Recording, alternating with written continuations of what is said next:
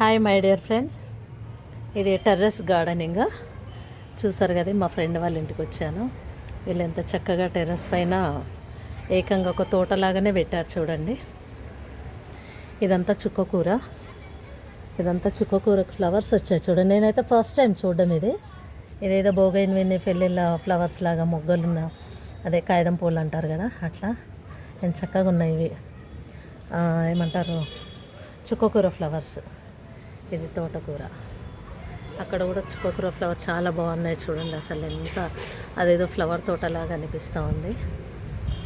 At the same way బెండకాయలు, ఇది బెండకాయలు బాగా వచ్చాయి. బెండకాయలు, ఇది అంజూర పండ్లు. మన బాడీలో బ్లడ్ని ఇంప్రూవ్ చేయడానికి బాగా యూజ్ అవుతుంది ఇది. అరటి చెట్టు. తర్వాత ఇందాక మల్బరీ నేను ఆల్రెడీ తెంపుకొని తినేసాను. Papaya tree. ఇది మల్బరీ చూడండి, చాలా బాగున్నాయి. నేను తెంపుకొని తినడం కూడా జరిగింది. ఇది సపోటా చెట్టు.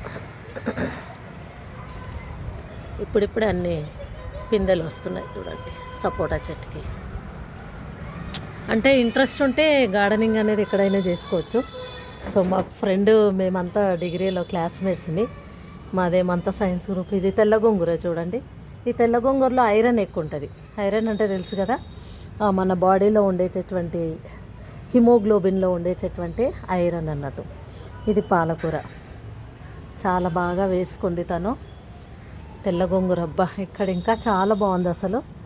ఎంత అంటే అంత గోంగూర పచ్చడి చేసుకొని తింటే అసలు ఎంత మనకు బాడీలో, ఎస్పెషల్లీ లేడీస్కి ఎవ్రీ మంత్ వాళ్ళకు ఉండేటటువంటి హెల్త్ ప్రాబ్లమ్స్ వల్ల ఈ తెల్ల గోంగూరతో పచ్చడి చేసుకొని తినడం వల్ల చాలా హెల్త్కి, హిమోగ్లోబిన్ ఇంప్రూవ్ అవ్వడానికి బాగుంటుంది.